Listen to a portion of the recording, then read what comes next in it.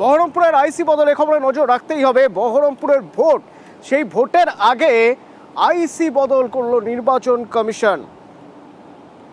উদয় শঙ্কর ঘোষ, যার বিরুদ্ধে কংগ্রেস অভিযোগ করেছিল, ভোটের 4 দিন আগেই তার বদলি। সোমরাজ প্রতিনিধি আমার সঙ্গে রয়েছেন। সোমরাজ, কি খবর রয়েছে আমাদের কাছে?